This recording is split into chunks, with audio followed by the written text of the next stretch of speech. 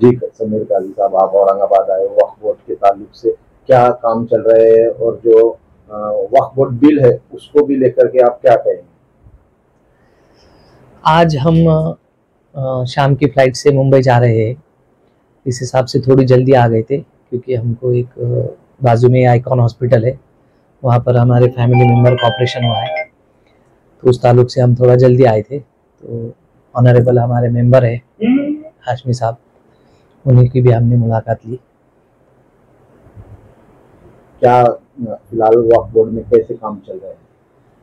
वक्फ board में जो हमारा रेगुलर काम है, आप तो जानते हैं कि पिछले 2-3 साल से जो वक्फ बोर्ड के काम की जो कामकाज की जो स्पीड है वो काफ़ी बढ़ चुकी है। हमारे पास रजिस्ट्रेशन आज से 3 साल पहले का अगर आप रिकॉर्ड चेक करेंगे तो हज़ारों में पेंडिंग थे, जो आज 100-200 के लिमिट में आ चुके हैं। वो भी ऐसे हैं जिनमें क्यूरी बची है। जो हमारे स्कीम पेंडिंग थी वो भी लगभग 25% तक ही आ चुके हैं। 25% हमने पेंडेंसी खत्म कर चुके हैं। अभी हाल ही में कुछ मीटिंग्स हुए थे, उसमें क्या ठोस कुछ निर्णय लिए? अभी हम चेयरमैन होने के बाद 2 मीटिंगें हुई है, जिसमें हमने ठोस डिसीजन ये लिए कि जो गवर्नमेंट से हमको पहले फंड आता था, वो फंड पहले तो बहुत ही कम आता था, 2 करोड़ 3 करोड़ इस टाइप में फंड आता था, वो भी इस्तेमाल नहीं होने की वजह से वापस आता था। क्योंकि हमारे पास पहले इस चीज़ को, इस पैसों को कहाँ इस्तेमाल करना यही समझ में नहीं आता था। लेकिन आज हमें 10 करोड़ का प्रोविज़न हुआ था, उसमें हमने काफ़ी सारे यूटिलाइज़ किए। अभी हमारी जो पहली मीटिंग हुई उसके अंदर हमने जो सबसे अहम डिसीज़न ये लिया है कि वक्फ बोर्ड के अंदर जो महाराष्ट्र से लोग आते थे और अपने अपने काम का जो फॉलोअप लिया करते थे, तो उसको हमने अभी डिस्ट्रिक्ट वक्फ ऑफिस पे डिस्ट्रीब्यूट कर दिया, जिससे हमारे मेन ऑफिस की रश कम हो गया और दूसरी बात यहाँ के लोगों को काम करने के लिए आसानी हो गई, और लोगों के लिए आसानी होगी, उसको अब हर काम डिस्ट्रिक्ट वक्फ ऑफिस में मिलेगा। और डिस्ट्रिक्ट वक्फ ऑफिस पे अगर वो उसका कोई एप्लीकेशन इन्वर्ट करता है तो हमने डिस्ट्रिक्ट वक्फ ऑफिस को एक टाइम बाउंड किया है कि 2 वीक के अंदर उसने रिपोर्ट लगाकर भेजना है। अगर वो 2 वीक के अंदर वो काम नहीं करता है तो उसको 2 वीक के बाद एक शो कॉज नोटिस जा सकती है कि आपने ये काम टाइम बाउंड के अंदर क्यों नहीं किया। कि जो हम अब पहले जो सुनते थे कि भाई हम 6 महीने से चक्कर काट रहे, 1 साल से चक्कर काट रहे, वो बात अब नहीं रहेगी इंशाल्लाह।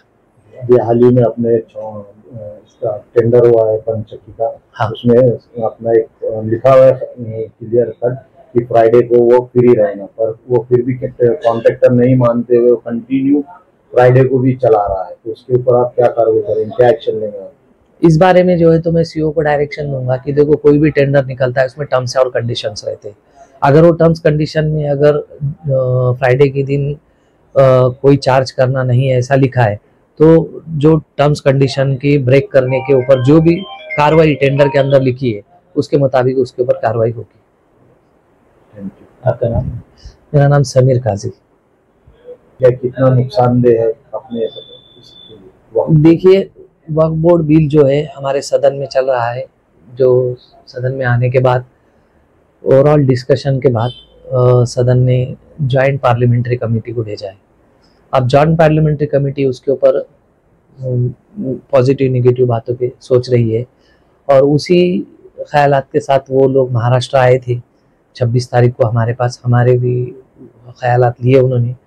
उसके बाद जो है तो स्टेक होल्डर्स भी काफ़ी उनको मुलाकात की है, तो वक्फ बोर्ड की तरफ से जो भी हम दे सकते हैं हमारा राइटिंग में हमने उनको सबमिशन किया है। वक्फ बोर्ड की काफ़ी ज़मीनें बड़े बड़े धारकों की तरफ है, उनको अपने तरफ लेने के लिए क्या ठोस निर्णय है, क्या कार्रवाई की जाए? नहीं, हमारे पास सेक्शन 54 के तहत काफ़ी काम चालू है। उसके बाद जो खाली ज़मीनें हैं उसके लिए हम लीज पे देने के लिए टेंडर वगैरह निकालने की हमारी कार्रवाई चालू है, कि ताकि उस ज़मीन पे भी कोई इंक्रोचर आके नहीं बैठे।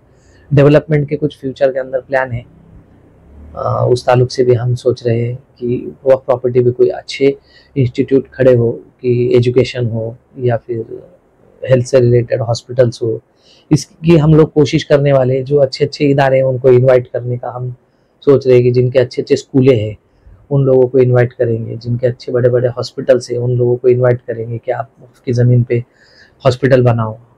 हम उनको किराए के अंदर तो वैसे भी रियायत है, कमर्शियल को 2.5% है तो हॉस्पिटल को 1% है।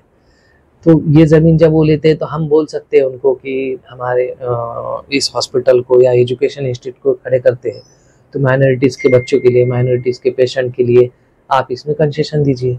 ऐसी कंडीशंस हम रख के इंस्टीट्यूट को सपोर्ट कर सकते हैं। लीज रूल के मुताबिक जो भी प्रोविजन होगा उस प्रोविजन के तहत हम उनको देंगे। ऐसे कुछ प्रस्ताव आए अभी आपके? अभी हम जो है तो इसके अंदर इंटरेस्ट इनवाइट करने वाले हैं। प्रस्ताव आते हैं लेकिन उसके कुछ टेक्निकल क्यूरीज की वजह से वो पूरे नहीं हो पाते, लेकिन उसके लिए अब हम जो है तो उसका एसओपी तैयार कर रहे हैं कि ये प्रस्ताव हम कैसे पूरा कर सके। कुछ प्रस्ताव गवर्नमेंट तक जाते हैं तो गवर्नमेंट से भी मीटिंग कर रहे हैं हम।